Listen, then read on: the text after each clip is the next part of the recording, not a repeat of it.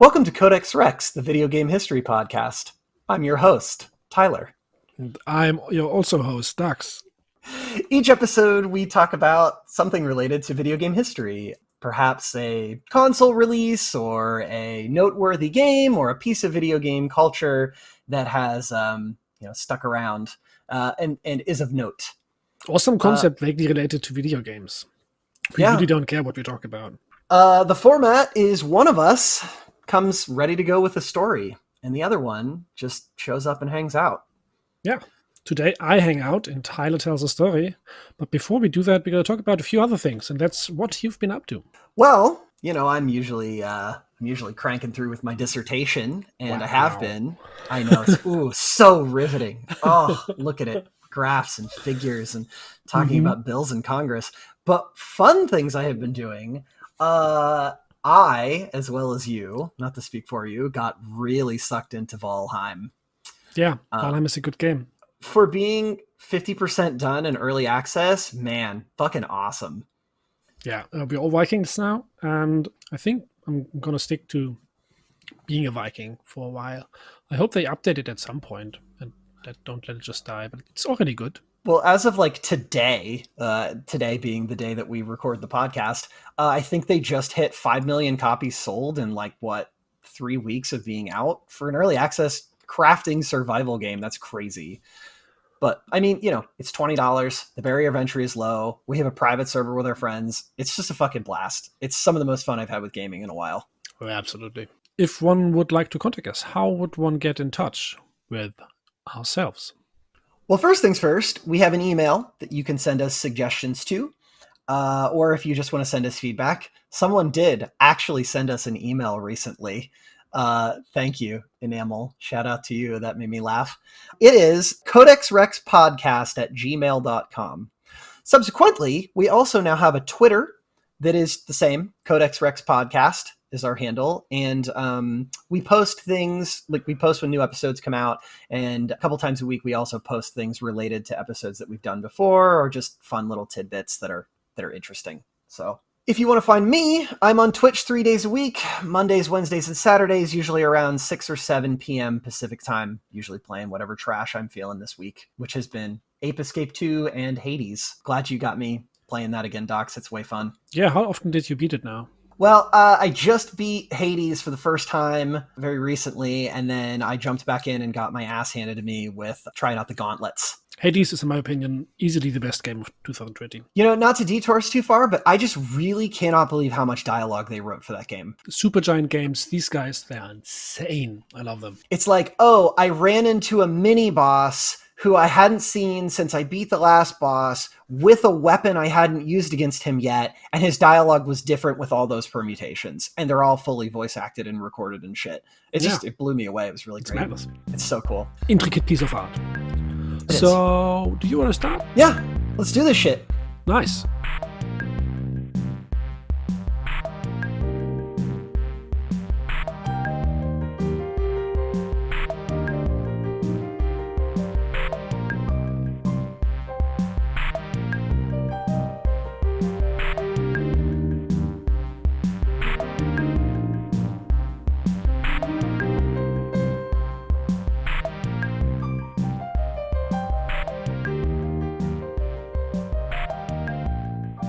All right. What do we have today? So, this is actually going to be, Dachz knows a little bit about this, but this is going to be the first in a series that I am doing.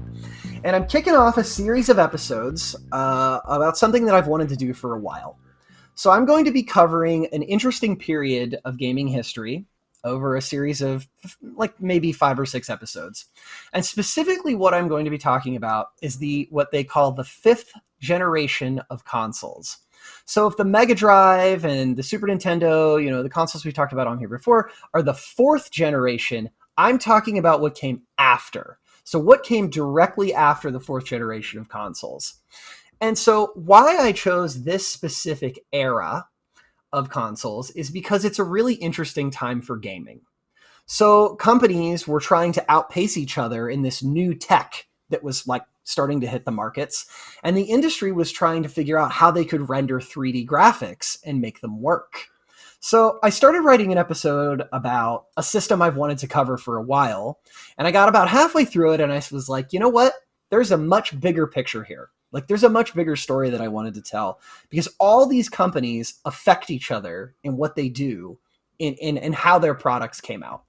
So this is the first in several episodes where I'll be doing like a deep dive into each of these systems, because I really think that this, every system in its own way affected gaming, one way or another, whether it was just a blip on the radar or like, some of these systems are still around, in one way or another. But a lot of companies that were really had a ton of notoriety failed to make this jump. And so it's really fascinating to me to go back and look at that. Nice. So which year are we when does this Gen 5 start? Is this? So the first console that is released, we'll actually be talking about today, and it hit in 1993. Okay, so this is about early, is PS1 part of that generation? The PlayStation 1 is part of that generation, although it came later. Okay, now, just so I have a general idea of which time frame this Gen 5 takes place. Okay. Yep. Yeah, because I was a PS1 kid, I generally think of this as, in my mind, as the PS1 generation, but there were many other consoles of notoriety that came out too. But today we're going to talk about one that, maybe didn't hang around as much, not to get too ahead of myself. And so our story begins in the mid-'80s, but before we can even start our story, we need some backstory, okay? Because the backstory here is really key. The Atari Corporation had been on top of the world for a long time. The release of the Atari 2600 in 1977 ushered in what was then considered to be the golden age of video games.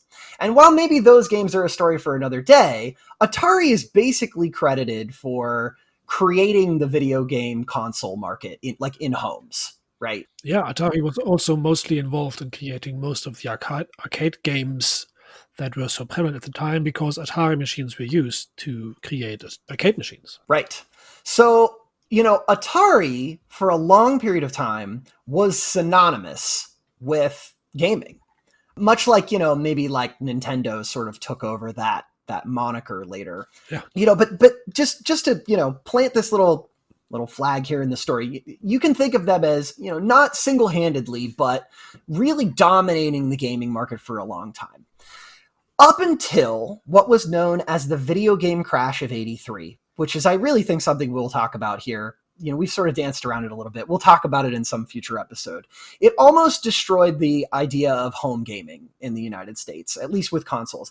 Essentially, just to summarize that, there was this huge flood of low-grade consoles that were just being pushed out with terrible games, and there was this huge recession in the gaming industry. And so it was not a great time of video games, and it's been heavily reported on, so much so that it has a name, the video game crash of 1983. Yeah. Okay, so after this crash, Atari was not in a good spot.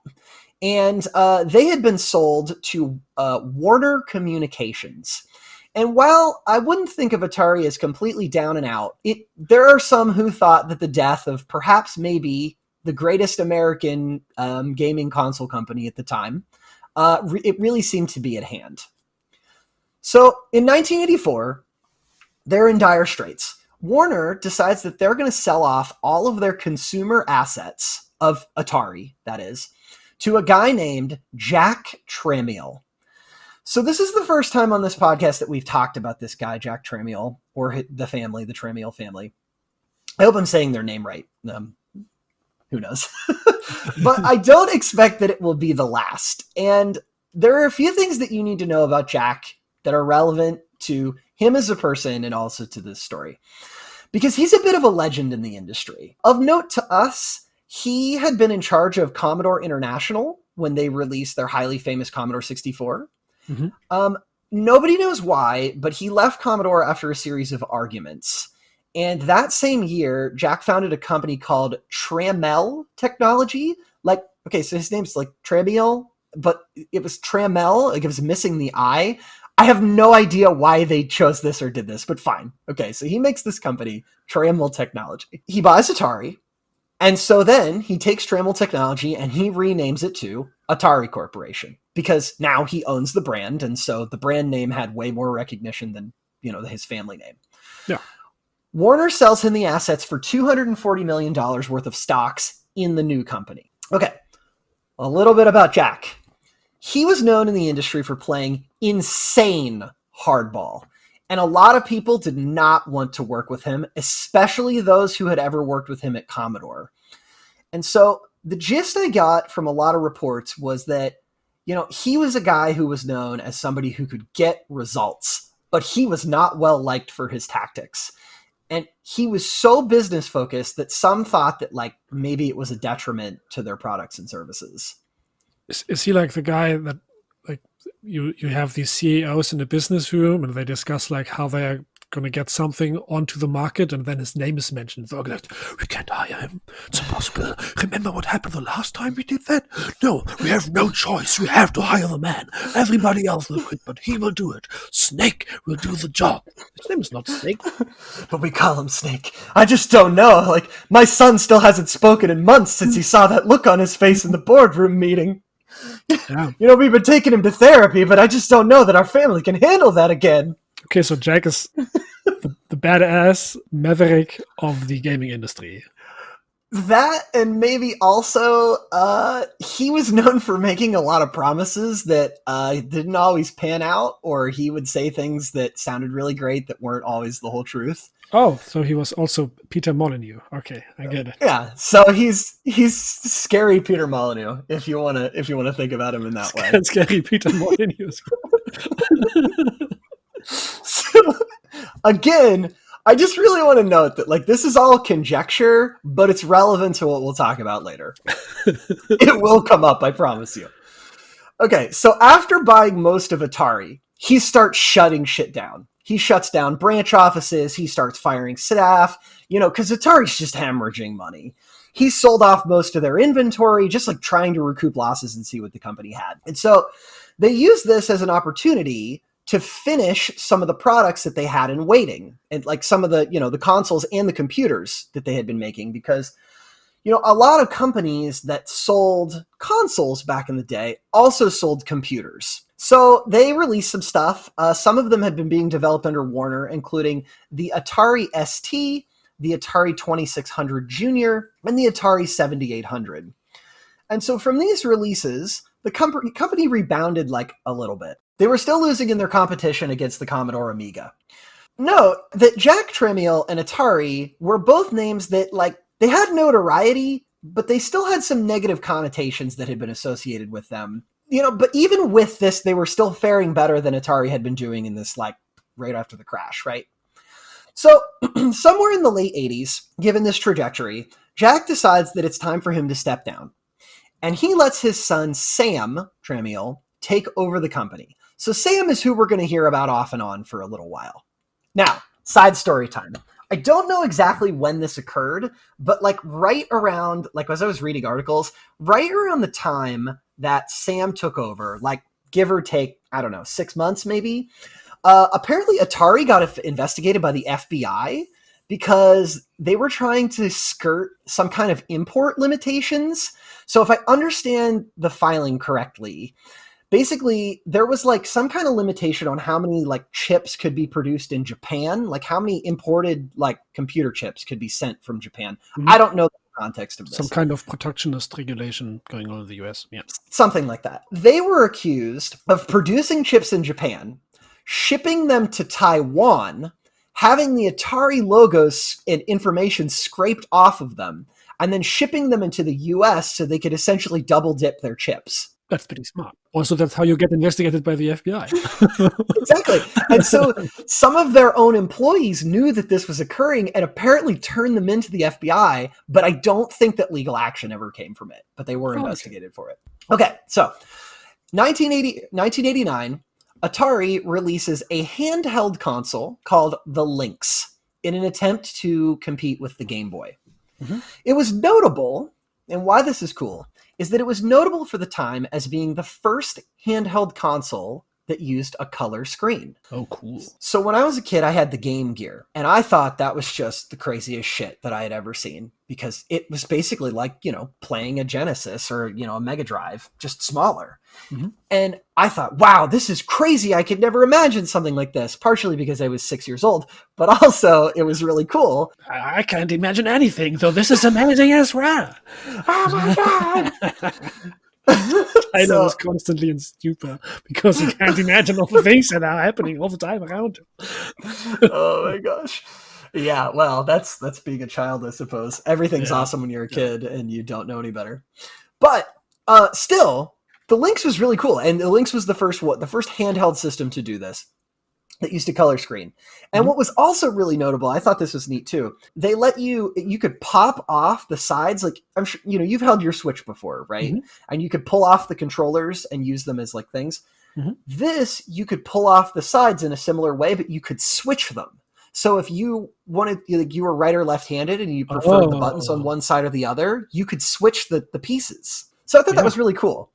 How did they figure that out? Because usually people don't think of left-handed people. Maybe they had one left-handed person at the company, and the boss came by, and they switched, and he always switched the thing over. And that was a feature that they didn't even intend to build. And then the boss came like, why are you holding this like this? I'm left-handed. This is much easier for me. Oh, a left-handed feature. Money. Yes, we can break into the, what was it again? Left-handed market? People? Yes, money. There's big bucks in left-handed people. We care a lot for these left-handed people. I know. I have many friends that are left-handed. My daughter was left-handed once, but she grew out of it. It's just a phase. Okay. So that was pretty cool. And it had a link system where you could connect it to other systems. And apparently it released the first 8-player multiplayer game ever called 8 players. 8 players. And it was called Todd's Adventures in Slime World. Nice. Todd's Adventures in Slime World. As I must say, I'm a PS1 kid as well. And anything that goes beyond 2 players blows my mind still. Yeah. So, yeah. I remember I got this is a little side story. I got like a splitter. Like, you could get these little controller splitters. It was like there were rumors going around that these existed. on the German streets, there are hot rumors going around that in the United States they have controller splitters. Yeah, I didn't believe it, but they work. Yeah. You could play with 4 players on the PS1. Okay. Yep, it was really neat. Actually, I think, and don't quote me on this, but I think if you had 2 of them, you could play 8 players on the same console, but I don't know of any game that had such technology. Wow. But regardless, you could do it on the Lynx. You could play Todd's Adventures in Slime World. But overall, it had trouble keeping up with the Game Boy, just on the market. The Game Boy was a lot sturdier. There were manufacturing issues that kept the Lynx from getting released before Christmas of that year. The battery life was really bad. It was like 2 hours. It didn't have nearly as many games as the Game Boy did. It wasn't as durable. This is the part in you'd be reading a book and you'd see this. And I would say that this is a prologue, what's the word when you know that something's coming? I'm having a brain moment. You see something in the movie and it tells you something that's going to happen later. Yeah, foreshadowing. Foreshadowing. This should be foreshadowing for the rest of our story. Really cool tech, but just couldn't keep up. But it was a forerunner for something, for technology that would be better later on. It's true. It was the Tamagotchi of what would be better Tamagotchis not made by Bandai. Yes. Regardless, the Lynx was produced all the way up until 1995, and they kept putting out games for it, even though it wasn't, didn't have as much notoriety as the Game Boy, and it didn't catch on. So, okay, with all of this in mind, Atari still wasn't doing well. They were making money here and there, but just nothing was really taking off. Their ventures into the home computer market hadn't been great, so they decided, well, if we're not going to sell computers, maybe we should lean hard into our video game ventures. But to do this, they needed to compete with modern consoles. Sega and Nintendo were in the midst of their battle that we talked about in the very first episode of the podcast. Yeah. And they were competing in multiple global markets for this, share of the home console market. If Atari wanted to be back in the game, they needed to be able to compete with these consoles, and they needed a hit. So they had brand recognition, and they hoped that this brand recognition could bring them back. To this end, Atari internally started working on a console called the Panther. The Panther? Like the cat. Didn't they call the thing before the Lynx? So yes. It was also a cat. Okay. Cat enthusiast. There's a theme you'll see soon. Okay. So they planned to release the Panther around the release date of the Super Nintendo. This didn't end up panning out. We'll talk about that later.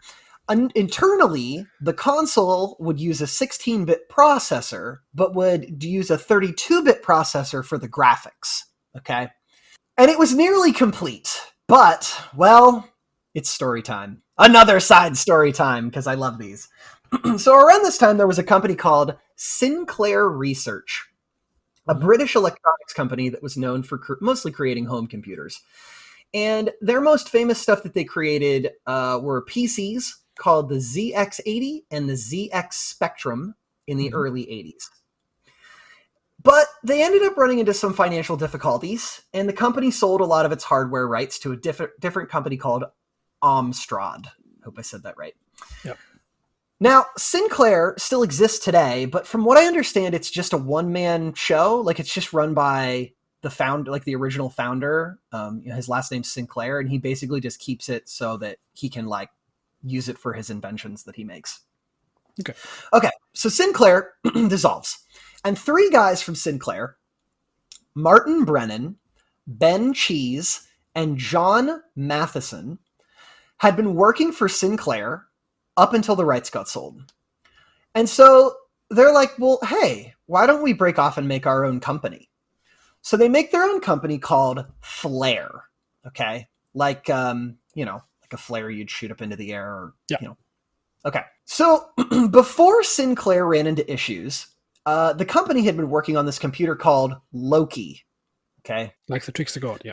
So these guys decide that they want to make a game console that had multiple processors, similar to how this Loki thing worked. Though what's unclear is whether or not they had the original designs and just used them, or whether they just remembered them and were influenced by them, or whether this is all just some big coincidence. Who knows? But regardless, what they work on later shares a lot of similarities with this Loki computer. Hey guys, I know we have to make our own design. I randomly have this set of documents in my backpack that totally resembles what we are planning to do, that is not totally stolen from another company that we recently worked for. Let's not talk about this again, but copy this real quick and then we destroy it, okay? Martin, did you find another set of perfectly immaculate blueprints out in the dumpster again? Classic Martin. I don't know how you do this. Cue sitcom music. Da-da-da. So, okay. So they're working on this thing, and, with their new startup company, right? And they start working on something called the Konix Multisystem that was pretty technologically impressive at the time. This was like for a different company that they were like working for. The performance of the console wasn't that great, and they kind of wanted to enhance it. So they're like looking for other companies that they can work with. Now, I'll say that I'm trying to be kind of careful with definitives in this next part, because how everybody met in this like turn of events was really hard for me to piece out. Yeah. Can I have a second to just figure out the storylines that are just going on? Of course. We have these dudes from Atari in the US, right? We have the guys from the Atari in the US. We've set them aside. And they are making the Panther. They are working on the Panther. Set them aside, and they want to release the Panther when the Super Nintendo comes out. That storyline cut off at that point. And we have these guys from Britain that came from Sinclair that made their own company, and now they want to make and Sinclair made home computers first, but these guys now want to make also gaming consoles, right? Mm-hmm. They started Flare. And the console that they are now working on is called the Konix Multisystem. Okay, just I had to. I realize there's a lot. Take a step back for a second just to do it. Okay, Konix Multisystem. made by Flare, the guys that copy blueprints of their former boss. Okay. Right. So interestingly, the Conix multi-system looked like it wasn't going to pan out. Now that we've got that in the story. And it ends up getting shelved. It actually wasn't going to hit the market. It was really innovative in a lot of ways, but it just didn't pan out. The company ended up selling off a bunch of assets. So while we don't know the context here, I don't know the context at least, around 1989, somewhere, I don't know who contacted who, these guys end up chatting with Atari. And executives at Atari were really impressed with their work on the Conix multi-system. And they're like, hey, we need to contract out some people who will help us finish the Panther. And, we think that you guys, and, I'm really paraphrasing this from what I understand, they thought that they could help them create these chips. Okay. Mm-hmm. They needed outside people to help them complete the hardware. So they start contracting Flare to do the work. And they also start contracting them on another console that they're working on that they called the Jaguar. Oh. So we've got the Lynx, the handheld console, the Panther, which they're working on, and then they also start working on a third console, the Jaguar. Yeah. Someone really likes big cats. Just big cats. I don't know, because it's like a predator. They're going to eat the competition, but they're also adorable. I don't know. It's definitely, this comes out of Jack's book because he's a sociopath. And he just I'm going to name everything after big cats because I hate people and I'm going to fuck everybody over. Yes, fuck yeah, man. This is why nobody wants to hire me. We're going to chew on the bones of Sony executives. Nice, yeah. Just imagine what Jack sounds like. Yeah. Anyway, I don't know who came up with this, but yeah. So development was, so they're working on these things, they're working on these chips, and somewhere along the way, they start realizing that their work on the Jaguar is going much faster than their work on this Panther that they had been contracted for. And so this left Atari with this weird choice that they essentially had multiple consoles in development. So which one do you pick? Well, the Panther was something that they had spent a lot of time and resources on. The Jaguar was looking to be a much more promising system. It was much more technologically advanced. So do they release what they know, okay, and release a 16-bit / 32-bit console into a time in which that was the norm? Or did they release something better than that, theoretically? So in the end, they decide that they liked what Flare, the work that Flare had been doing on the Jaguar. And so they make the decision that they're going to shelve the Panther, the original thing that they had been contracted for, and start working on the Jaguar. Even though the Panther was so far along that by some reports it was almost ready to ship. It was pretty much ready for production, and they had even started sealing deals to start doing this. They proposed this. What if they made a console that could bring 3D graphics to the home market? Flare, from their work internally, determined that it would be much more technologically advanced than the Genesis / Mega Drive or the Super NES, and it would theoretically be more cost-effective. 3D graphics were on the horizon. They were going to be the next big thing. And maybe they could be the ones that could break into that market. Now, side story, of course, PCs had been tinkering with this stuff for a while, but, we're not talking the mass market kind of stuff that they were thinking about, right? Yeah. Atari convinces them to close down Flare and create a new company that's owned and directed by Atari. They call it Flare 2. Very creative. So they call the company Flare 2? They called it Flare 2. Wow. They went from Flare to Flare 2. So we have that one guy that only names everything after cats, and we have these other guys that can't think of another name that is also related to a stick you throw into the air that's glowing. Yep. Glowing stick in the air. Better company name than Flare 2. Easy peasy. Hire me, people. It's like a bright light in the sky that flashes for a moment and then burns out spectacularly. You let everyone know that you're there and then you're gone. Poof. Perfect for our company. It also sends out this idea that maybe we're in distress and we need help. Distress signal. That's a good name for a company if you give yourselves names like that. So anyway, um, so they start Flare 2. And Martin and John stick around, but Ben decides to leave, and he goes on to work for Argonaut Software. We'll talk about him at the end. That's a good company name. Okay, I'm going to stop with the names, but that's a good company name. Yeah, right? They start full force going into the Jaguar. A quick side note, I think that they really, just to sort of summarize this up, they were working on the two consoles in tandem. The Jaguar sort of pulled ahead, and they just ditched the Panther entirely. It was shelved. It never made it out of the prototype stage. If you're really that interested, you can go online and look at pictures. So they announced the Atari Jaguar in 1991, and they tell the public that they've ditched the Panther.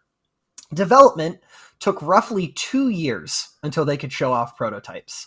And they showed off the first models of the console at the Chicago Consumer Entertainment Show in August of 1993. They claimed that the console would cost $200, although note it was $250 when it released, and that they had signed a deal with IBM to start manufacturing their hardware. But getting it to release brought its own set of problems. Apparently Sam, much like his father, was known for playing a lot of hardball with his business deals, and a lot of the industry was not willing to work with him. Some retailers refused to even carry the console before it had even been released. Because he was known for making deals that wouldn't come through. Because he would do risky speculations on what would come through and wouldn't. I see. Yeah. I seem to remember reading an article where his father, because I read a whole bio thing about his father, because like I said, he was really this legend in the gaming industry, and that he was known in some circumstances and accused of not paying contractors that he had contracted out for work, and that people would have to show up at his office to beg him for the money that they were owed. So I think Will these people all end up with EA in the end? Is this what's going to happen? Well, we'll get there. This may be the one story we don't actually mention EA in, but they're here in spirit. Oh, we did. Son of a bitch. We can't escape. Electronic Arts. Buy our games, and then buy them again, and then buy them again, and buy all of our DLC, and then buy it again, buy it again, buy it again. Don't you want to pay for a horse? Don't you need horse armor? You gotta buy it. So he's playing hardball, and people don't trust him, right? Yeah, they just like his dad, they don't trust him. At least that's the gist I got. Yeah. However, Atari is a name. Atari's hitting the market again after so long. And so developers started signing up to work on games for the hardware.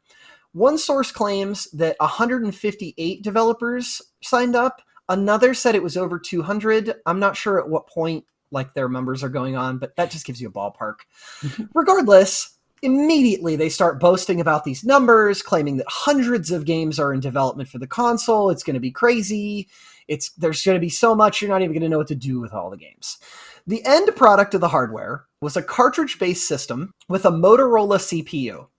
It had 16 megabits of RAM, which was kind of low for a console of this generation. Yeah. But it did have two 32-bit graphics processing chips.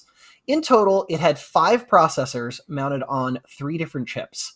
One chip was a traditional Motorola 68000, and the other 2, I think of their own design, they had nicknamed Tom and Jerry internally. Now, they heavily marketed their console as a 64-bit system. So in an era of 16 and 32-bit consoles, to have a 64-bit console was unheard of. And they wanted the world to know that they had made a 64-bit gaming console. But the marketing of the console was maybe a bit of a stretch. See, the Motorola chip that they used was a 16-bit processor, right? 2 of the chips are 32-bit. One of the chips that was 32-bit was a CPU. And then, so the central processing unit is 32. But some of the chips could technically process 64 bits. But most of the work is being done by 2 32-bit chips, which worked in tandem, in their mind, adding up to 64 bits. Right? So they weaseled themselves into that claim and actually couldn't hold up. In their defense, some of the pieces were 64-bit, and the data path leading from the DRAM to the CPU and the chips is 64 bits wide. But is it really 64 bits? Kind of, but also not really. And they didn't officially get called on it for false advertising or something, but they did get made fun of a bit in some gaming magazines and by the press. So this quote is usually the one you see the most that's repeated from Electronic Gaming Monthly. Quote, if Sega did the math for the Sega Saturn the way that the Atari did the math for their 64-bit Jaguar system, the Sega Saturn would be a 112-bit monster of a machine. I have like a personal theory about why these people are like that. Okay. And that is if you start out in any kind of industry that's a specialization, you will first always come in contact with people that are not specialists in that field. And so you can tell them anything and they will either act impressed because they don't understand, or they will act like they don't understand and thereby also kind of be impressed. But it's going to be easy to impress people by just telling them anything and they won't get it anyway. But as soon as you get successful, you get in contact with other specialists and you tell them something and they're going to be like, I know the standard for today's technology and this doesn't seem viable.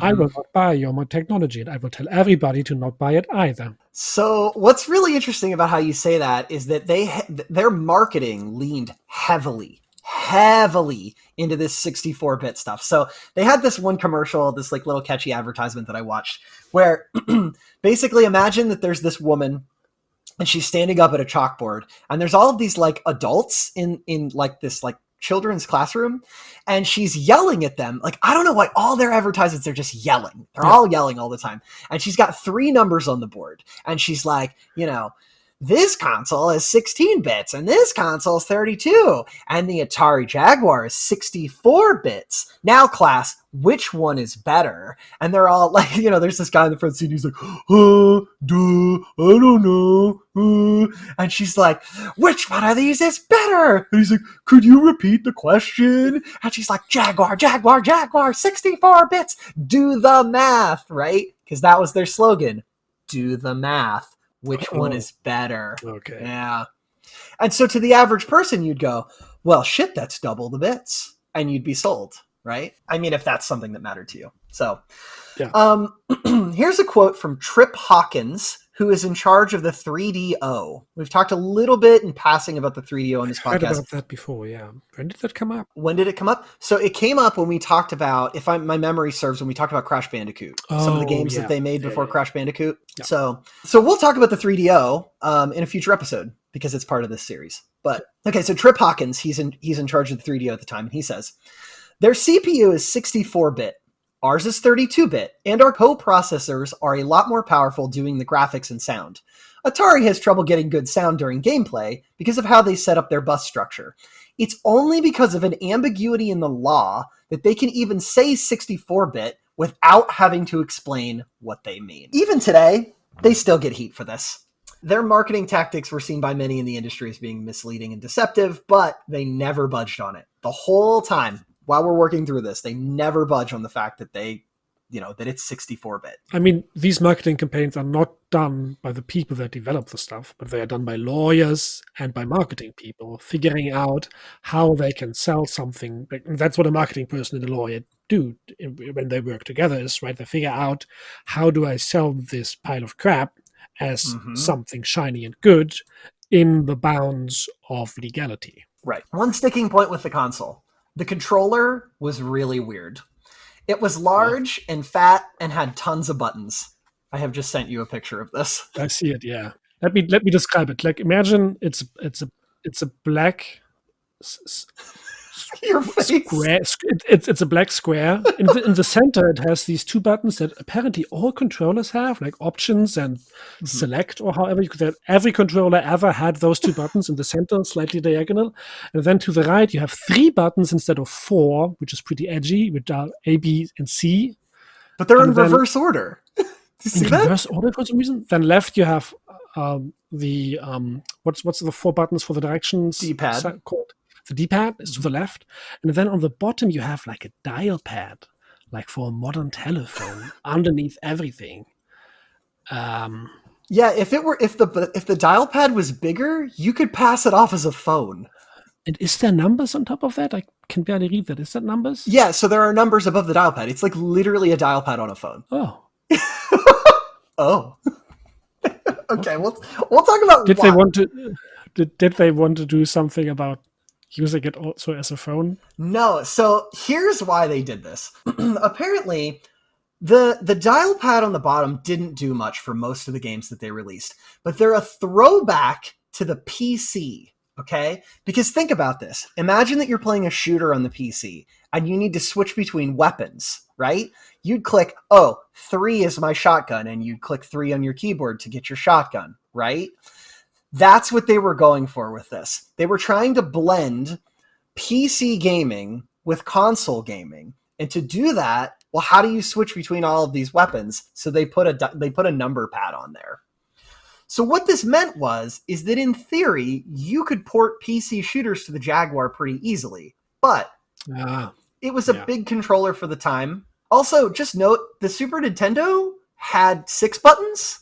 And so unless you were playing one of the very few games that utilized this weird number pad, you had less options to work with on the controller than on the console they were trying to outmatch. Seriously, it looks like the off-brand controller you give to your little brother when playing games. Here, Thomas, take this one with the number pad. It gives you more buttons to play with. Just, looking back, some people loved it, some people hated it. And yeah, it had some functionality, but most games didn't even use the weird number pad. I have heard, even though it looks really strange, it was very comfortable to hold. I don't know. What kind of... I heard the people didn't really enjoy this, but I have held this controller and it feels very comfortable. Listen, I read a lot of blogs of people trying to defend this console, really trying to be like, it was better than you think, I promise. So, I bet the people that defend this console are about as big of edgelords as this controller is in itself. Oh, you just wait. I can't wait to get to the end of this episode. Okay, so later in the life of the console, they did take some feedback and they released a Pro controller. And the Pro controller had 8 buttons. But it wasn't until way later, and I'll give them some credit. I think they were really trying to blend the old and the new. It just didn't pan out. Yeah, but the idea seems viable, that you can port PC games more easily. Yeah. Because as we learned in the Scum episode, porting is a huge issue to get games out. It really is. One other neat thing about the hardware, like the links, the Jaguar came with the ability to system link to other consoles, meaning that you could have up to 26 people playing at once. Wow. Yeah. So unfortunately, none of this was ever used, but it was something that would be picked up by later consoles. Cool. A lot of the games that they claimed were on the way never materialized, or even got further than just being pitched as something someone wanted to make. And so while this gets a bit ahead of the story, part of the reason had to do with the fact that the games that they were selling were on cartridges. So cartridges have a pretty limited storage space, and so the cartridges that they were selling couldn't make use of all of the processors of the system. And so because of this, developers weren't sure what the fuck to do with it. Plus, a lot of developers didn't know how to handle the new tech that was inside the machine. And so all the stuff that would really make the games work and really be killer, they didn't know how to use. And so there was no knowledge base to draw from. There was no previous tech that was just out there that was easily accessible that anyone knew how to get to.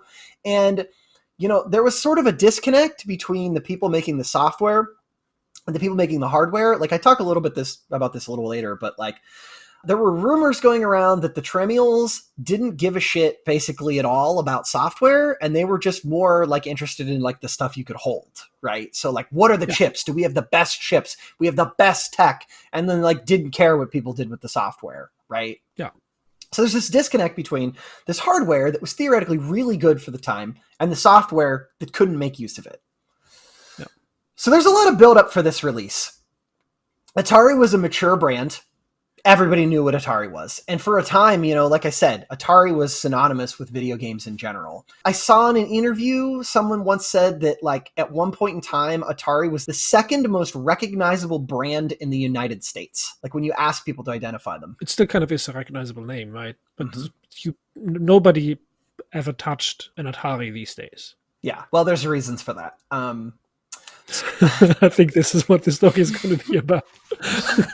But Atari was confident they would do well, and they heavily touted the fact that the console was made in the USA and that they were one of the last remaining American gaming consoles on the market. So the Atari Jaguar is released in New York City and San Francisco as test markets in November of 1993. The box came with these giant cat eyes and these huge red letters that said Jaguar.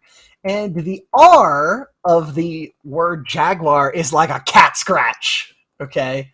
The console itself is this matte black design. It's flat. It's very sleek looking, rounded. You know, the lettering on it is this bright red. It has this really neat contrast. It's a very 90s idea of what cool is. Actually, I'm talking a lot of shit here, but this looks pretty cool.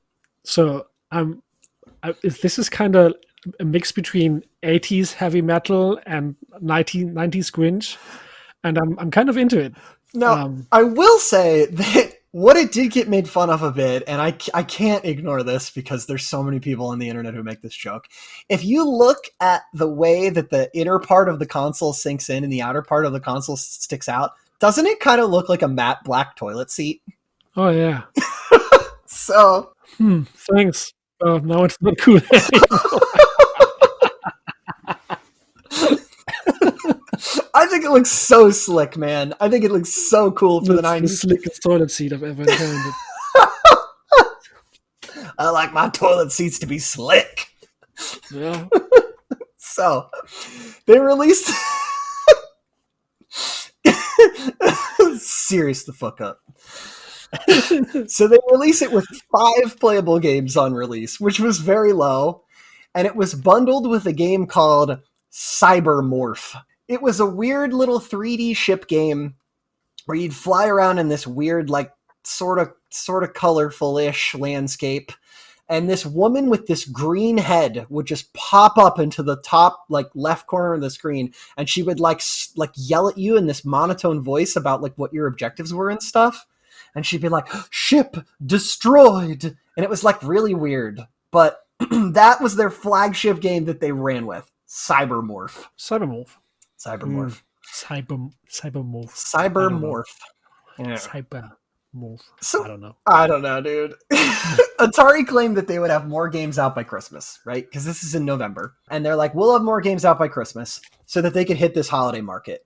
But games just didn't materialize for months. I will say that they did sell all of their original units. One figure said 17,000 units. Another said 20,000.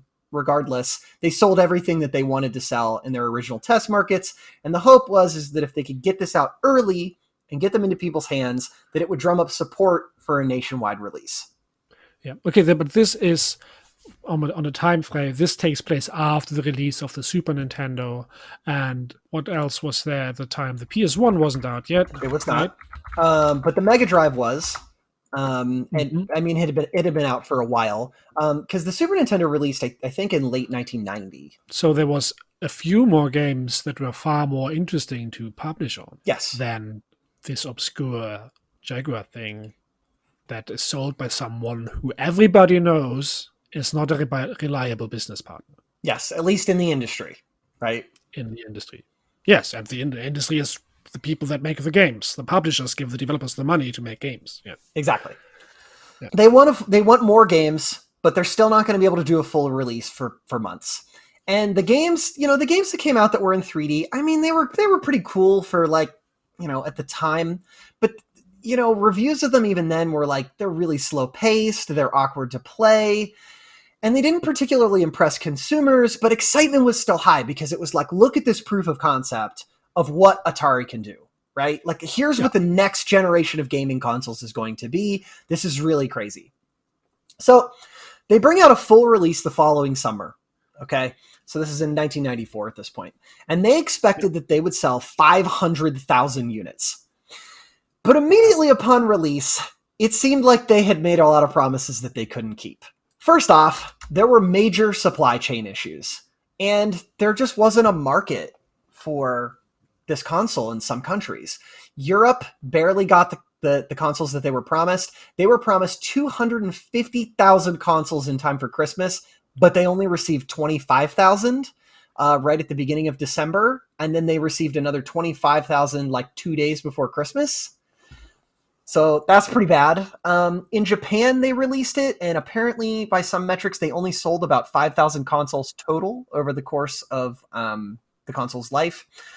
Yep. If some sources are to be believed, Australia just didn't even get it. Like, they just didn't even try there. And so sales were not great just right out of the gate. And, this is, again, just a reminder that some retailers said they wouldn't even stock it at all. And then when people were getting the consoles, they were hitting weird hardware issues. So, like, just really basic, like, of course, like, glitches and things like that would happen and things would crash or have issues. That's normal for consoles. But, like, some of the design came into question. So, okay, you've had a console before where you take a cartridge and you stick it into whatever slot it's supposed to be in, right? And it usually fits, right? Like, it'll fit very flush with what you're putting it into. Well, the opening on the console was bigger than the actual cartridge. And so, like, you can even see it in the picture I sent you there. So you could stick it in incorrectly and break something or so, I don't know. And that, and like you could also, like, it would just get filled with dust and crud and like gross shit, and then everything would get all messed up. There wasn't a cover for it. So, like, even if you put a game in it, it still wouldn't be enough to keep dirt out of the console. I don't know. It just seemed like a really rushed design choice. I don't know why they did this. Yeah, it's called console smegma, and it builds up inside of technology that's used by teenagers, and you don't want to touch it, and if you touch it, you want to cut off your hand. I mean, have you ever like cleaned your, like one of your controllers? Like, you have that moment. I do clean my controllers very thoroughly, very often, because I find it disgusting. Have you ever like looked down at a controller that you haven't been paying attention to for like a year, and you realize there's this disgusting buildup of funk in there, and you just are ashamed of yourself? I don't talk about that. This is not a podcast for these topics. You're the one who said the word smegma. I don't know. Did I? I don't know. We are more free-spirited in Europe. It is a word we regularly use all the time. Yes, of course. I'll walk up to any random European and say, "Good day, ma'am. How is your smegma today?" I'm from the United States and I'm cultured. I've heard the Germans talk about smegma all the time. Yeah, that's how you introduce yourself to people from this place. Don't do that. Just everybody that's out there, don't do that. just Maybe I'm just gonna cut out this entire part of the episode.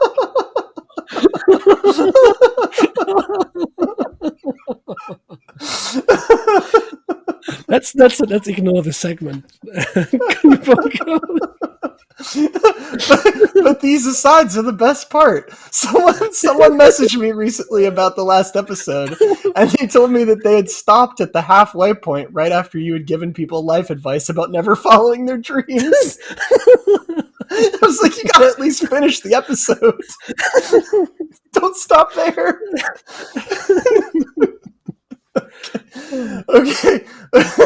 Okay, so back on track. Okay, so the opening for the cartridges was too big and the cartridges were too small, right? And so you would have build up that would probably break the technology over the long term. And that was just one of many issues that people ran into. But the biggest issue that they just kept running into was the games, man. They did start releasing games, and some of the ones that came later were more interesting than what they released with. Are you okay? Just, I will randomly think of the word console smegma for the week and start uncontrollably giggling. In this episode, I could just write the description now. In this episode of the podcast, Tyler tells Dachz a story about the Atari Jaguar and the downfall of the Atari company. Dachz talks about console smegma.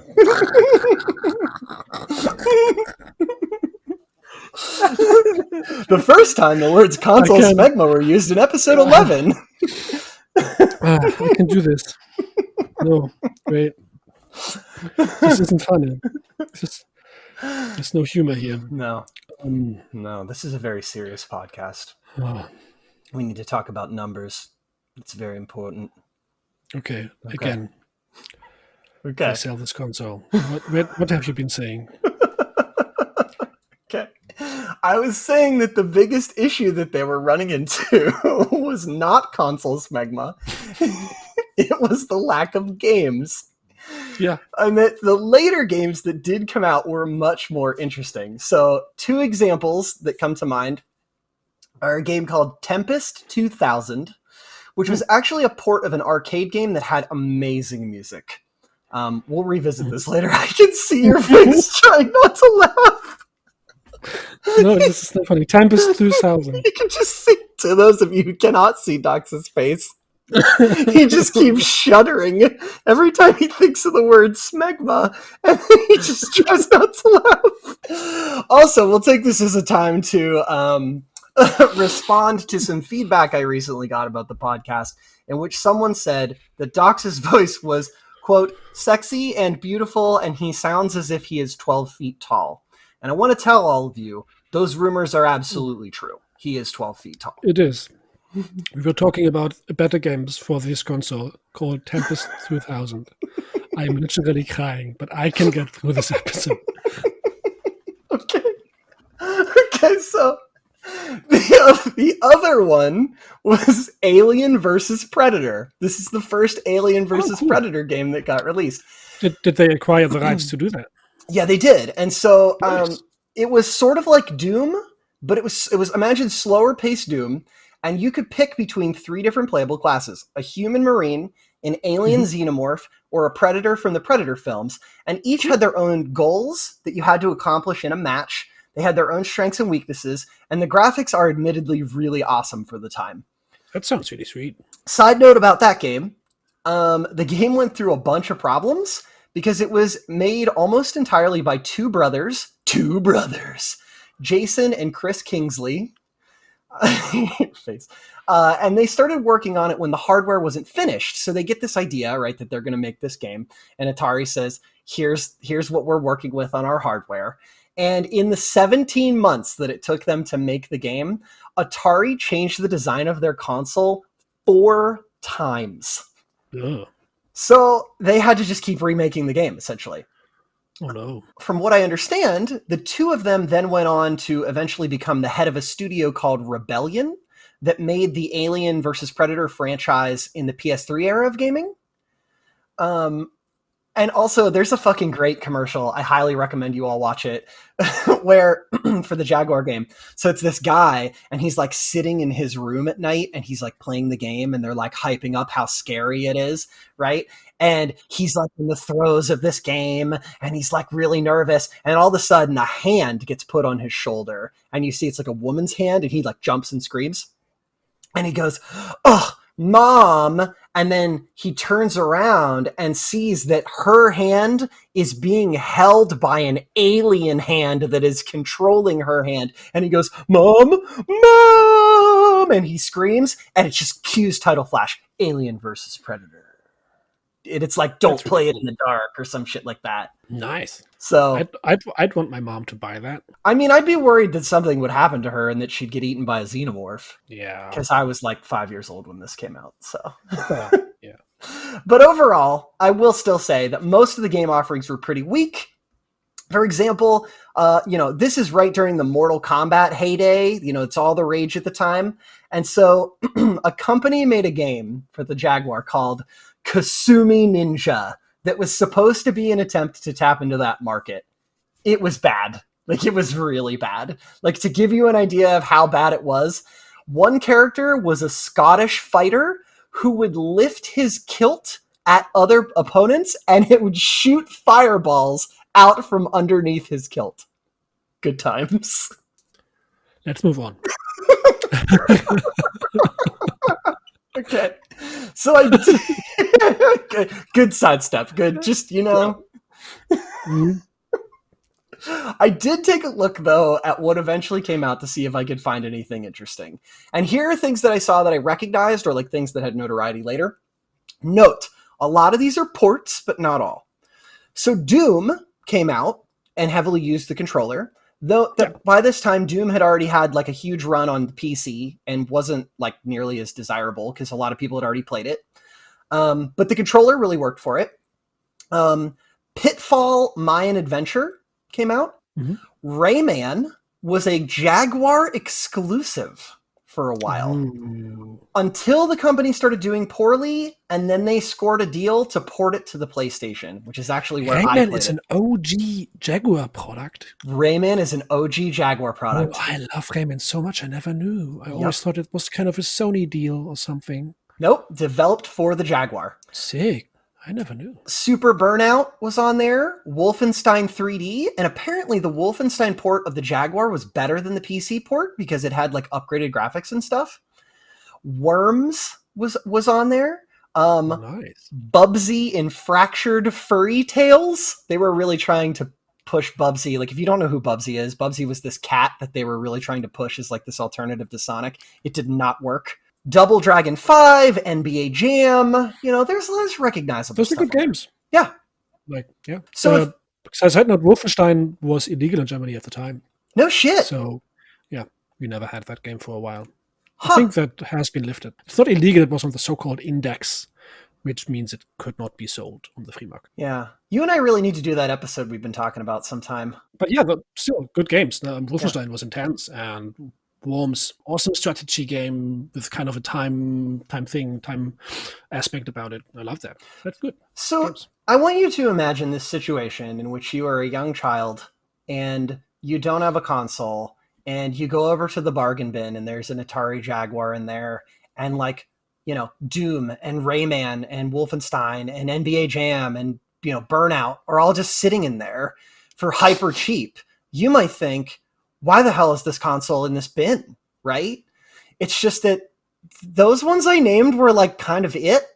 Like, you know, like there were a few like Atari exclusives, which we'll talk about here in a few, but like it just didn't have longevity compared to some of the other systems. But yeah. Okay. To give you a number, I couldn't get an exact number here, but somewhere between 50 and 55 games were released for the console, like total. Okay. I want to say that's not much, but I'm unsure. I can't come up with any comparative number. I mean, like the PlayStation had like hundreds and hundreds of games, Yeah. you know, over the course of its life. Yeah, just 50 doesn't seem a lot, but it would be interesting to figure out. Maybe we can Twitter that later if we figure that out. Yeah, we could Twitter that later. Apparently, only 22 of those games came from developers outside of Atari. A lot of games ended up just being ports of 16-bit games with minor changes, or just, you know, old Atari games that they tweaked a bit. You know, there wasn't a ton of innovation on there. And, you know, I will say again that the way that with how the console was designed, it was pretty decent for playing PC shooters. And initially in the beginning, in 1993, Atari did outsell the 3DO, but started falling behind in 1994 when the PlayStation came onto the market, the Sega Saturn came onto the market, and both consoles beat Jaguar sales right out of the gate. By the end of 1994, they had sold roughly 100,000 consoles, which was only a fifth of what their expectations were. There are a lot of rumors floating around at this time. I really want to stress to take some of these with a grain of salt. I mean, I was like digging through like forum posts and stuff, so, you know, who knows how much of this is true. Yeah. Apparently, Sam was known to be a bit heated behind closed doors.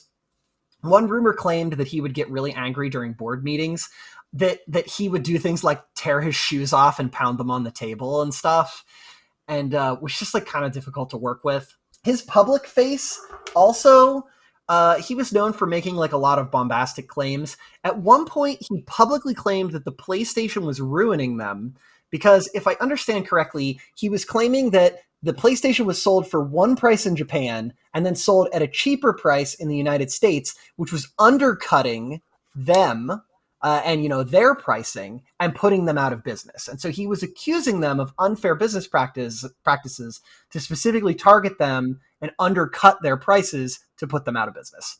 He talked about suing them. I'm pretty sure that didn't happen. I don't even know that would have held up in court.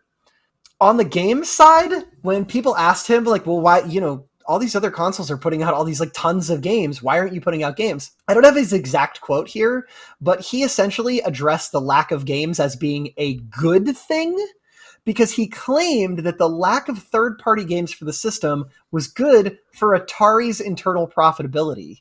I guess like the implication would be that if Atari is making all of these games and that, you know, you only have so many choices and most of them are Atari, then Atari gets to keep that revenue, right? Also, you don't have to do as much. You don't have to adjust your console to all the different issues all the different developers have with your console. Right. So this just keeps a lot of work cost from your shoulders. But this didn't go well with people who own the system and wanted more games, right? Yeah. And as the magazine Next Generation put it, quote, "Thus far, Atari has spectacularly failed to deliver on the software side, leaving many to question the actual quality and capability of the hardware. With only one or two exceptions, Tempest 2000 is cited most frequently, there have just been no truly great games for the Jaguar up until now."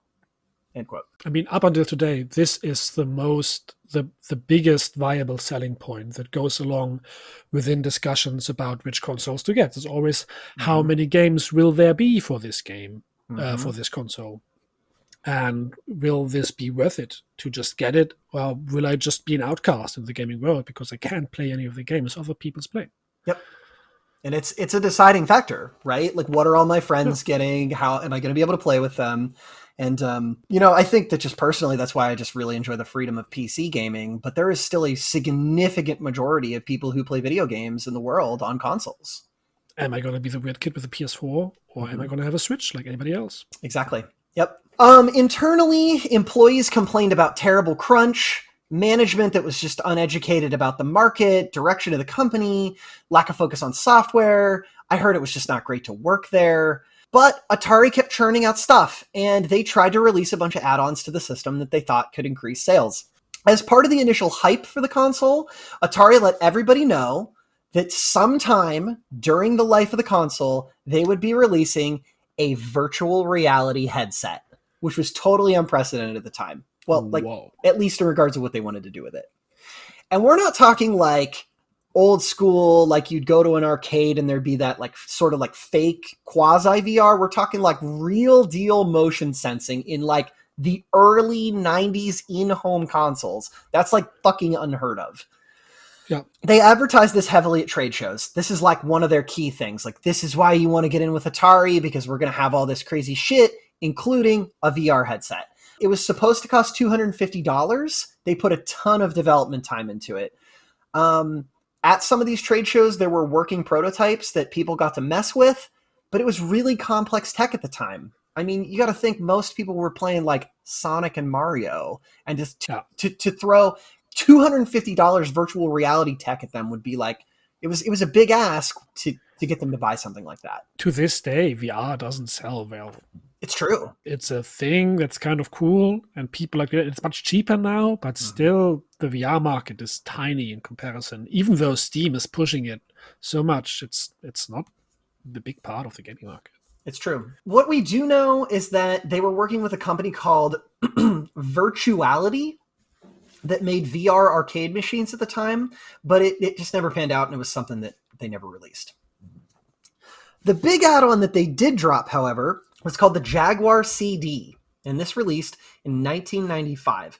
It cost $150, and it came bundled with two games, Blue Lightning, which was a flight simulation game, and VidGrid, which was a puzzle game. It also came with a demo of the first level of Myst, like the computer game Myst. Yeah. Nice. And a CD soundtrack to the aforementioned game, Tempest 2000, because it was a real banger. It could handle 790 megabytes of data on the CDs.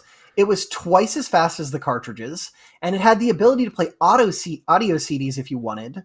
And it had, like, when you put in an audio CD, I don't know if you ever did this with your old PlayStation, but do you remember how it would have like a visualizer on the screen? Oh yeah, I remember that. I spent a lot of time with that. Yeah, so the Jaguar had this, and it, like a cool visualizer that you could do with CDs, and that was seen to be like really cool. Yeah, you could put on these backgrounds that would also like an equalizing, like visualize your equalizer. That was cool. Yeah, kids are so easy to entertain. Yeah. But anyway, the CD add-on was kind of awkward. The console was already sort of on its last leg. It had taken them longer to release than they expected. It didn't really catch on. And, it wasn't the first CD add-on to be released or fail, of course. Yeah. The Genesis had the Sega CD. 3DO had CDs as a baseline. So did the PlayStation. But the big thing is that Atari didn't really have the technological know-how to make CDs work. And so CDs to them were a bit of an afterthought. And this is seen to be one of the issues with the system, that they just didn't anticipate the importance of CDs in the console gaming market and how much they would matter. They only total released 15 games for the Atari CD. Some notable ones that stood out to me were Myst, Dragon's Lair, and Primal Rage, which was like a fighting game. Did they release this just to squeeze the money out of the Jaguar? I mean, you probably don't know, but is it just like this the lifespan of this console is ending? Let's release a weird peripheral. We can sell a bunch of those and make some money with this until we kill this console. So the gist I get is that they were trying like desperately to try and keep up with market demand, and they could just never get it. Like they were always $1 short and a day late for everything that they were trying to do. So like instead of anticipating that the market was moving towards CDs like a lot of companies were, they went with cartridges that they knew, right? And then later realized, well, shit, CDs are so much better for what we're trying to do. Let's make a CD add-on. But by the time they did, the Atari had already sort of fallen out of favor and no one really bought the CD add-on, right? And so like, if they had just thought back previously and started with CDs, I think that they would have really like taken up a large share of the market, but they didn't. Also, what was really weird, even the people who bought the CDs complained because the packaging was like really shitty. They came in these like cardboard boxes like you'd normally expect, right? Okay, so imagine you bought you bought WoW or something back in the day. It'd come in a cardboard box that was on the shelf, and then inside would be a jewel case, and the jewel case would have the CD in it, okay? So inside, instead of a jewel case, it was like a cardboard cover that you just get your CDs out of. It's like these weird like folding cardboard things. I just thought it was a really strange decision, but like, I don't know, given what I have read about this, maybe they were just really strapped for cash.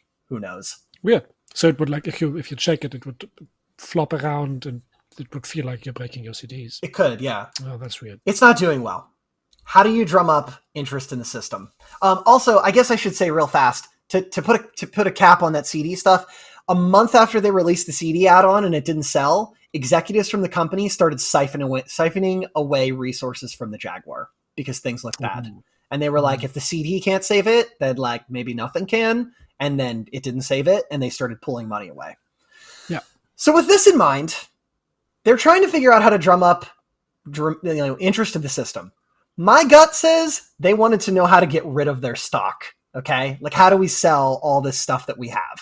At one point, Sam Tramiel decides that they're going to start running cheesy infomercials for the Jaguar. Before I even tell you about this infomercial, I want to preface it with a quote from GameCritics.com. They did not like the console, just as a starting point. Quote, "The death of Atari and its Jaguar console was unbearable to watch. In its final days, the only mention of the Jaguar was made on late-night television infomercials about as silly and repellent as the console that they advertised. Atari knew that it was doomed, and the Tramiel spared no dignity in the fire sale of what remained." So I have watched this infomercial. It is so bad, Dachz, and it is so cringe that it might be my favorite infomercial I have ever seen in my life. Here's the plot. There's a guy named Bob who is playing an old 16-bit console while he waits for his girlfriend to show up at their apartment.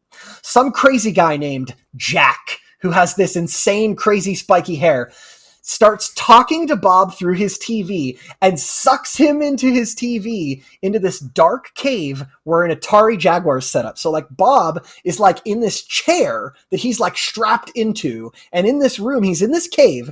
There's like this Atari console in front of him and all these shelves with Atari shit on it. And so Jack walks around in this leather jacket and just basically screams at Bob for a half an hour, just like berating him, telling him how awful he is, telling him how much he sucks by playing his current console. And they do all these situations where like his life could be better if he had a Jaguar. And they keep slipping in, do the math, right? So it'll be like, okay, so, Bob is working at an office and he walks in and he's like talking to his boss, and the boss like orders him to do shit. But then they show him what his life would be like if he has the Jaguar and he's the boss, and this like sexy lady comes in and she like sits on his desk like all sultry, and she's like, "I ordered your burger. Would you like me to also order fries with that?" Oh, right? it's neckbeard fantasy. And Bob's there and he's like, wow, will this really happen to me if I buy a Jaguar? And Jack goes, no, Bob, come on, it's a metaphor, Bob. so so he keeps yelling at Bob, he keeps screaming at him to do the math. And, Bob just constantly has all these reasons why he doesn't want to buy an Atari Jaguar. And Jack just gives him shit over and over. And they just keep cutting to this footage of a Jaguar that is like in the cave. And they keep pretending that there's this screaming Jaguar in the cave when clearly there wasn't. And maybe the cringiest part of the whole thing is that they keep bringing out this aforementioned, like, highly sexualized woman to convince Bob in all these scenarios. And so she keeps coming out into the cave and, like, berating him. And so, like, she'll come out in a red latex outfit and get in his face and be like, Bob, do you have what it takes to play against me? And, like, so they play, and she beats him at this fighting game, and she'll say shit like, perhaps you need a tamer game, Bob, because this game and I both need a big boy to play us. So What?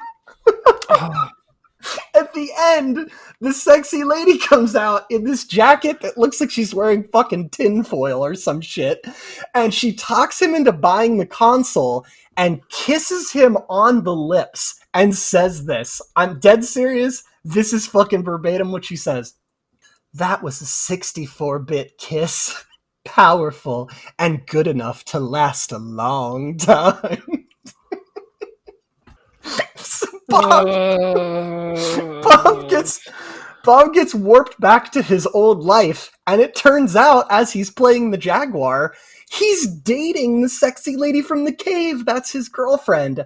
They play for a minute, and she turns to him and starts growling like a jaguar because now her eyes are spooky jaguar eyes.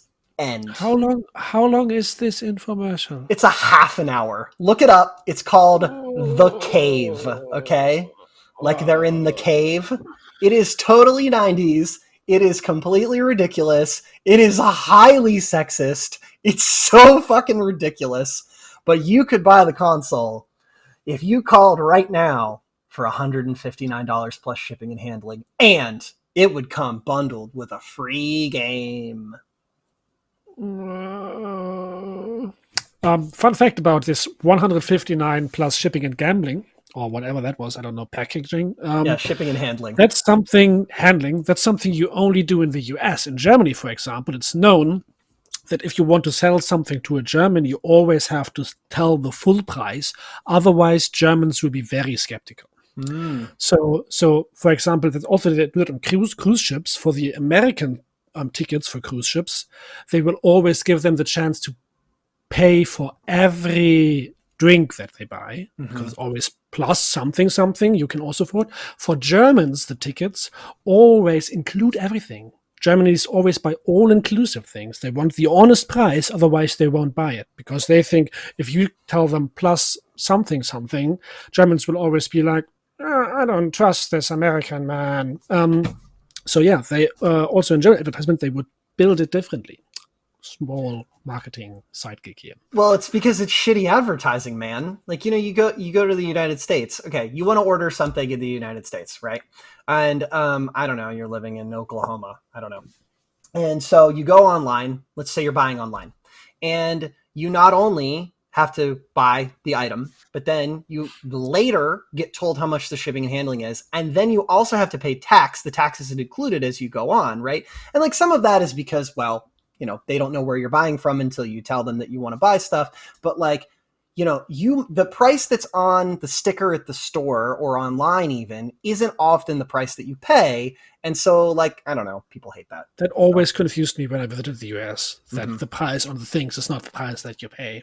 Yeah. But yeah, I once heard in a documentary that this kind of stems from this American ideal of financial freedom, that every financial step that I take is decided by myself and I can stop at any given moment.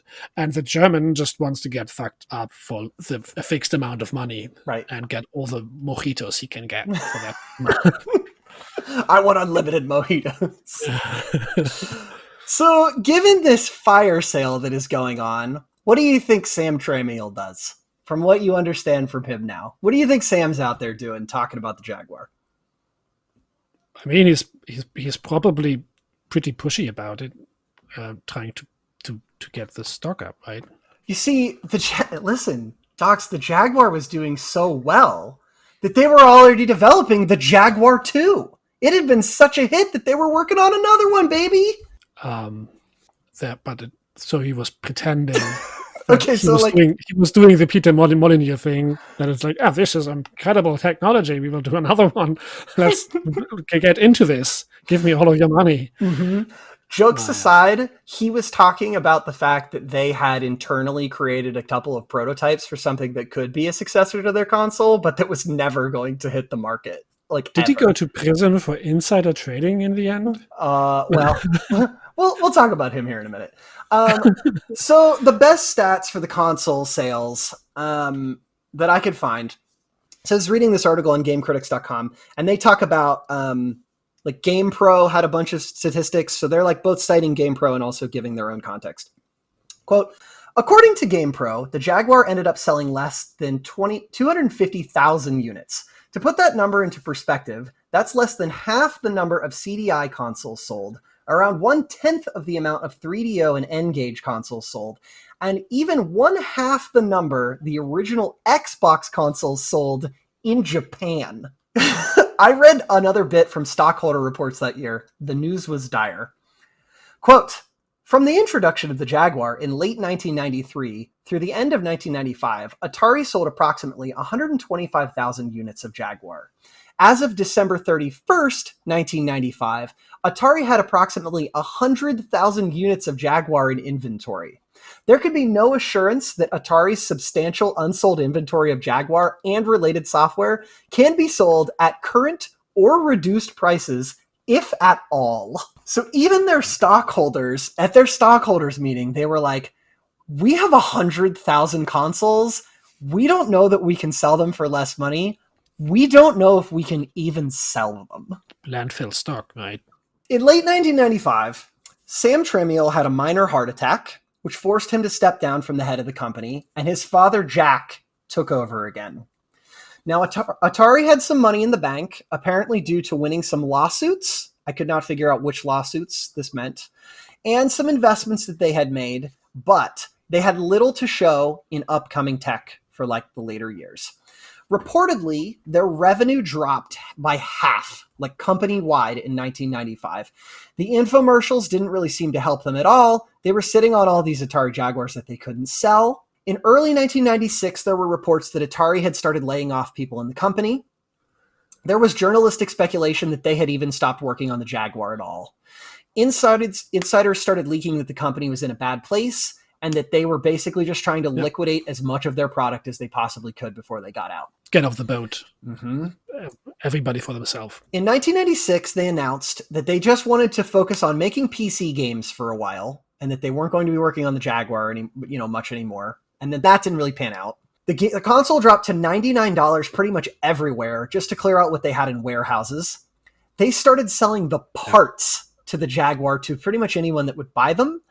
If I remember reading correctly, there was a dental company that made like equipment for dentist office that liked the sleek case of the Jaguar and just bought all of their old cases and repurposed them for some dental instrument. Yeah, it kind of looks like the stuff the dentist puts in all of their instruments. I see that. Yeah, that's a good use for it. If you took the Jaguar and rotated it 90 degrees upward so that it stood upright and put legs on it, and then attached it to a piece of equipment that I think was a scope, I think it was supposed to be, and painted it white. And that's what it looked like.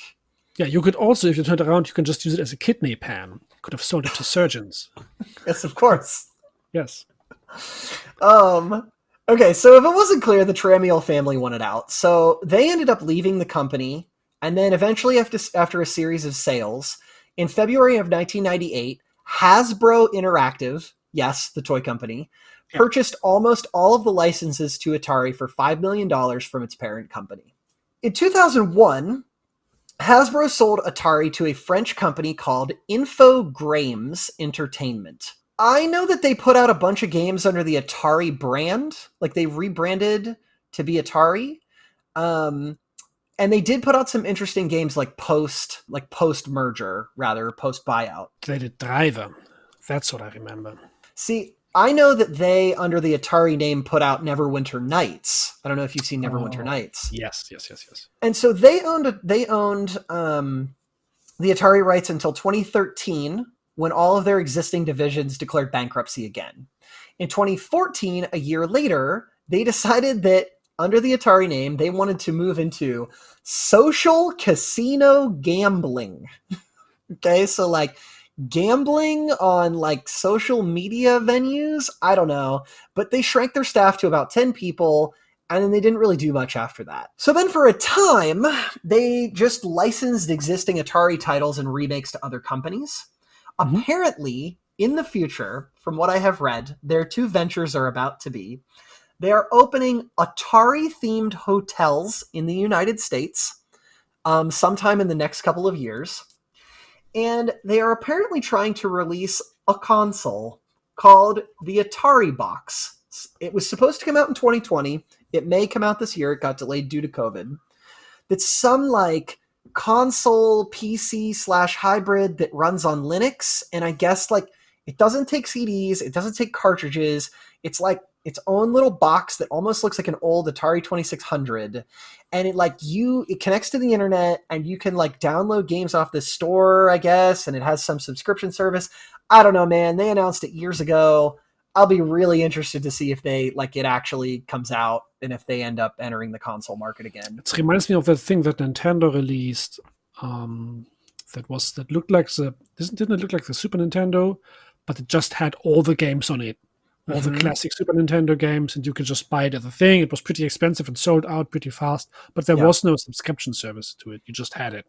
Right. A lot of companies from around this time have done similar things. Like the Genesis did one. The PlayStation did one. I know because I bought one for my dad, which he was really pumped about. And they're basically just like little mini versions of the old consoles that run an emulator and let you play some running old that games. Nostalgia train that's going pretty fast right now. Yep. And is Jack still running this? So no, Jack got out. So let's actually talk aftermath here. So, now that we've sort of finished this is the timeline here. So Jack Tramiel retired in 1996 and left the industry. Yeah. Now, it is unclear to me if he did anything related to the industry after that. But he died in April of 2012 at the age of 83. And there were some like long bios about him because he had just done so much for the industry. It's hard to tell what happened to the rest of the family, including Sam. The best that I could tell is that most of them leaned really hard into real estate investments and then moved into like financial markets and money management. But I will say that one of Jack's sons, Leonard, was a part of the gaming industry for a while. So we haven't talked about him, but he got offered a job at the company because his father owned it, right? Yeah. And people sometimes referred to him as, quote, the smartest person at Atari. So it's like no surprise that he kept doing tech-related things, but it was kind of hard for me to track down what exactly he did. Last I read, he had retired, but he still goes to conventions and does interviews sometimes regarding old consoles. I read one as recently as 2020. Someone had interviewed him about his work on the Jaguar. So he's some kind of background tech guru in the industry. Yep. Now, the guys from the original Flare Technologies company, Martin Brennan stayed in the tech industry and went on to work for a few different companies. His latest venture that I could dig up has been a MIDI audio jukebox that could play all kinds of music. So like you could put CDs in it, you could download your MP3s to it, you could stream your favorite, whatever, Spotify. It looked pretty cool. I think it's called The Brennan, which is after his last name. John Matheson worked for a few tech places. He ended up eventually working at NVIDIA in the early 2000s, and I just can't seem to find where he ended up after that. Ben Cheese did work at Argonaut Software and Nintendo and helped them to develop the chips that were used in the Super Nintendo. But after that, other details of his life are light because it appears he unexpectedly died of cancer in early 2001. Oh, no. Yeah. I just... Not the cancer thing, that's sad, but I thought of something funny with Matheson. I just thought how that NVIDIA hiring talk must have gone. He was like in the room and they were all like, hey, why should we hire you? And he's like, I just walked to the trash bin outside and there was these blueprints inside of there. I don't know. Just 1 week ago, I had this long talk at AMD, but they didn't want to hire me after my internship. But now I have this set of blueprints here, and I could leave them. I get a contract. Yeah, for a price. All of the things we say in this podcast are complete bullshit. None of this is true. All of these people probably run very respectable businesses. This is just us fucking around. Don't get mad at us.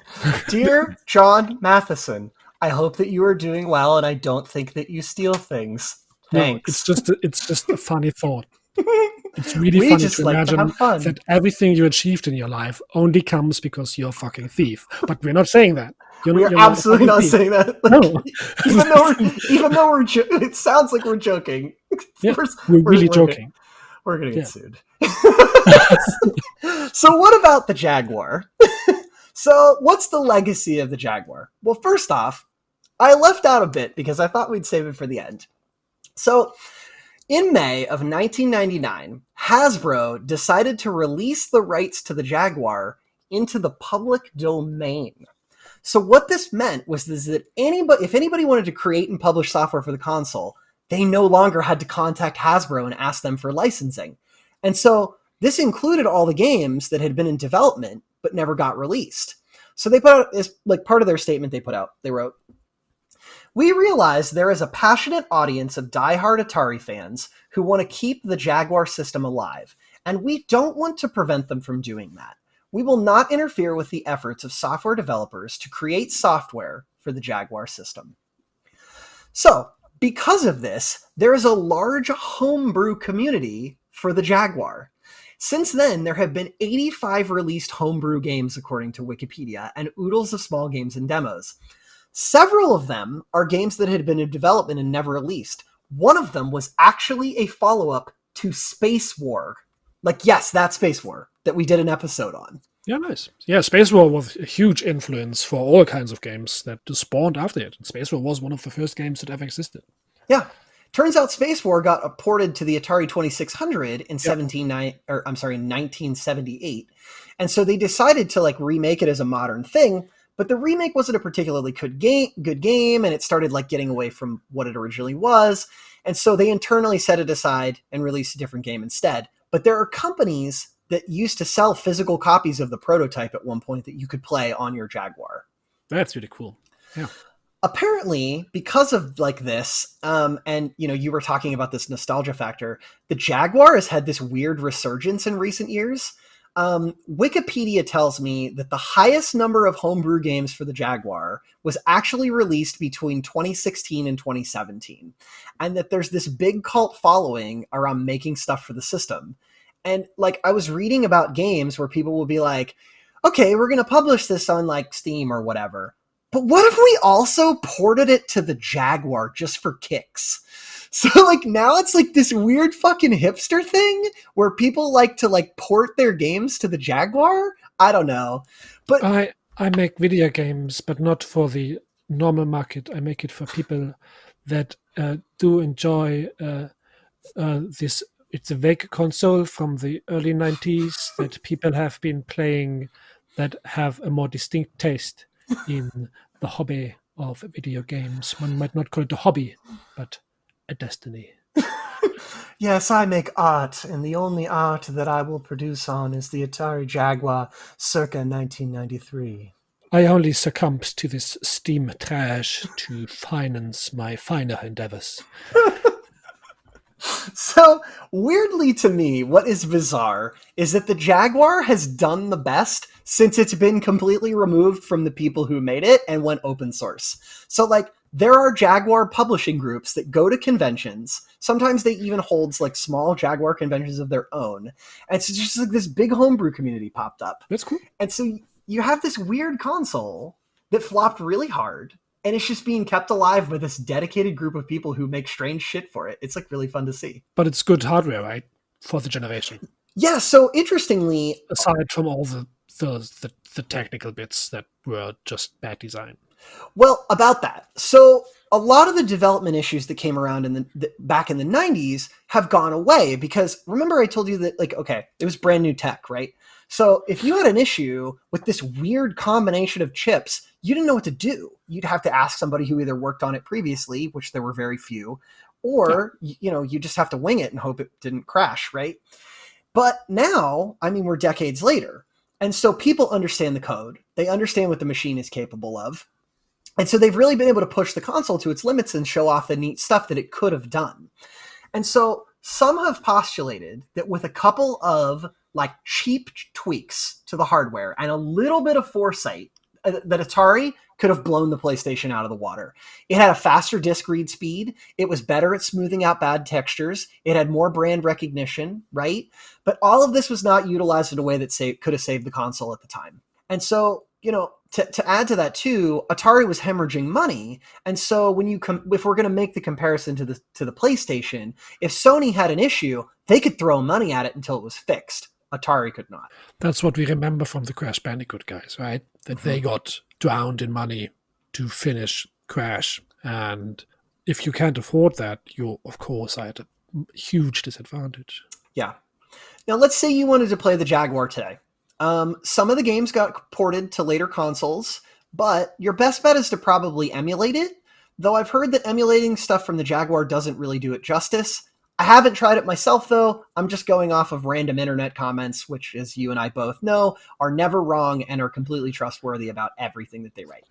I think that's a huge issue with the kind of research we have to do for this podcast, is that we only do either secondary sources, interviews with the people that were involved, so they are obviously biased, right, or we do comments from random people on forums that claim to have an idea of what was going on. So none of the things we say have sourcing that's reliable. Yeah. I mean, I have started picking up some books that I can source out of, and there's people in there that they interviewed. But again, we're not going back and interviewing somebody in the 80s. So yeah, you got to take all this with a grain of salt. I will say about emulating, I've heard good stuff about RetroArch. I guess there are some cores you can download that emulate the Jaguar pretty well. Okay, so to wrap this up, so when we look back and I read all these articles, the Jaguar is considered to be one of the worst console blunders of this era, perhaps ever, in very bombastic claims. I don't know that I totally agree with that, but why is it often referred to this? What made it fail? It's tempting to say that sometimes, yeah. It is. Plus, it gets you lots of clicks on your website when you read worst business decision ever made. Yeah. Why? So what made for a time the greatest gaming company ever, push out an infomercial to try and move stock, right? What made it fail? Here's my list of summary. It was hard to develop for it. It had a very small game library. It didn't stand up to the other consoles of the time period. It had brand recognition with older gamers, but not newer ones. They didn't know how to work with outside developers, and that there were family issues with the Tramiels. And so the Atari Jaguar is seen as a marker of where not to tread and how not to conduct your business. And, Atari was just too small to compete with the giants that they were trying to take on.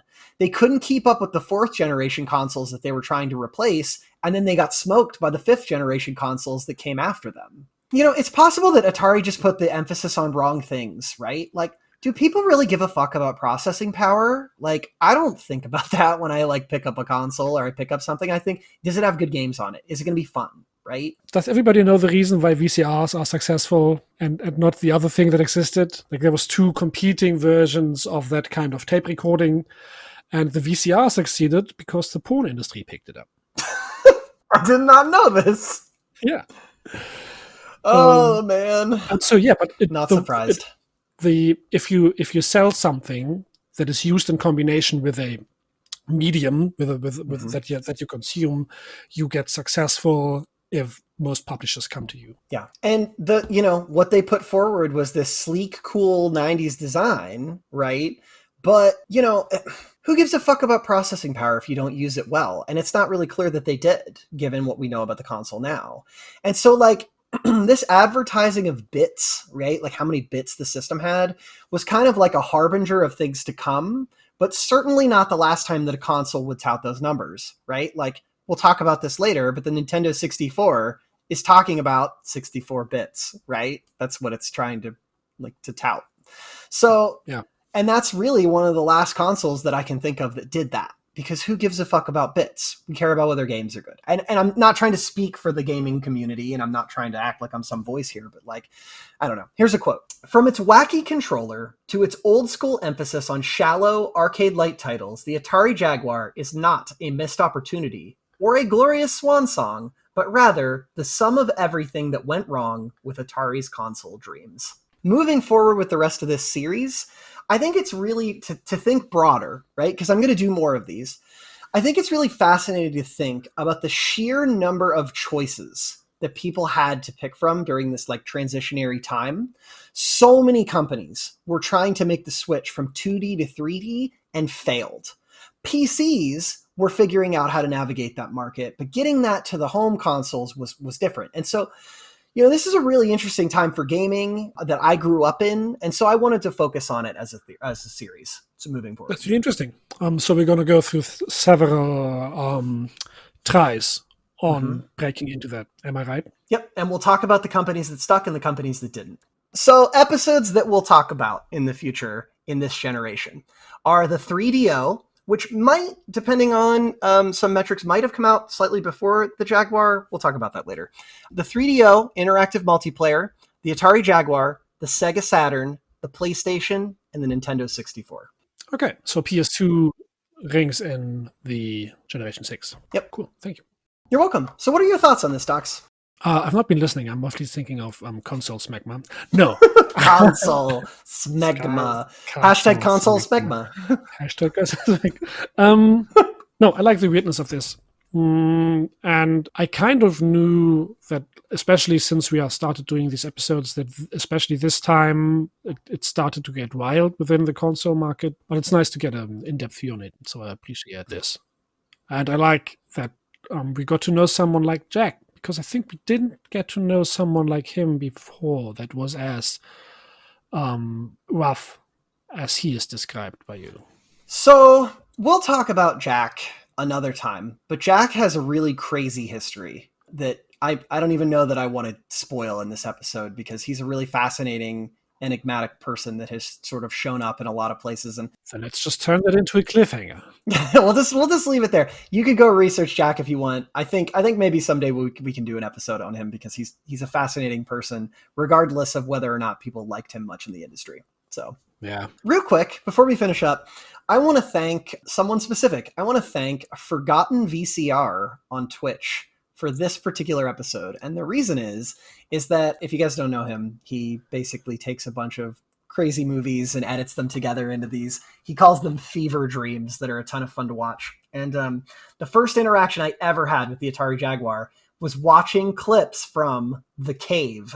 And I was like, what the actual fuck am I watching right now? And I had to know, right? And so I had been working on another episode, and I was like, oh man, like I gotta dig into the Atari Jaguar and see what happened here. Because this is like, if this is the end of Jaguar, like if Jaguar is going out with this really fucking strange infomercial, or rather Atari is, I gotta know what led up to this. So I just want to thank him for introducing me to that.